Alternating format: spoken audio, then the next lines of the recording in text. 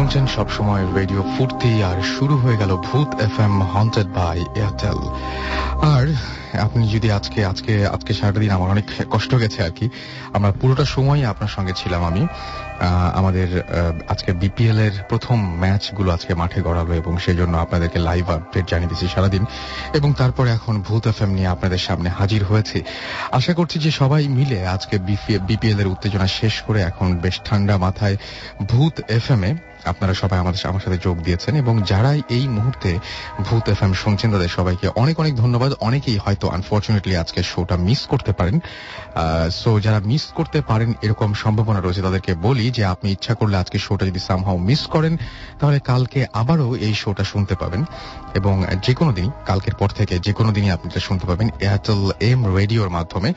এবং সেই জন্য আপনাকে যেটা করতে হবে, আপনার এয়ারটেল নাম্বার থেকে ডায়াল করতে হবে 4040, সিলেক্ট করতে হবে চ্যানেল 22, এবং আপনি তারপরে দেখবেন যে একে একে আপনার সামনে আপনাকে বিভিন্ন এপিসোডের অপশনগুলো দেওয়া হচ্ছে, এবং তার মধ্যে থেকে যে কোনো একটা এপিসোড সিলেক্ট করে আপনি শুনতে পারবেন, এমনকি আজকের এই এপিসোডটাও। And now listeners can get Bhoot FM tune as their caller tune, My Tunes from Airtel. যে টিউনটা এখন বাজছে সেই টিউনটার কোড হচ্ছে 92125 and you can activate it by sending a SMS.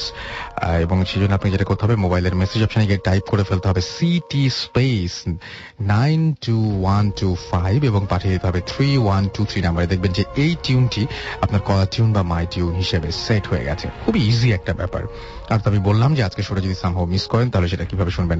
আরো একবার বলি, শুনছেন সবসময় রেডিও ফুর্তির সাথে আছে রাসেল, আমার সাথে আছে মাসুম, এবং আজকে আমরা শুরু করতে যাচ্ছি ভূত এফএম হন্টেড বাই এয়ারটেল। একটা খুবই দুঃখের ঘটনা আছে, তার আগে দুঃখের ঘটনার আগে অন্য একটা ঘটনা দিয়ে শুরু করব, এবং তারপর একটা দুঃখের ঘটনা আপনাদেরকে শোনাবো।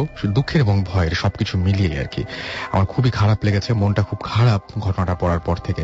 এনিওয়েজ, একজন লিসনার আমাদের, যে লিসনারের নাম হচ্ছে তার নাম হচ্ছে ইমন, এবং তিনি শ্যামলী মোহাম্মদপুর থেকে লিখেছেন, এবং তিনি বলছেন সেটা হচ্ছে যে তিনি বলছেন যে 10টা উপায় আছে ভূত দেখার বা প্যারানরমাল কোনো কিছু দেখার বা জিন দেখার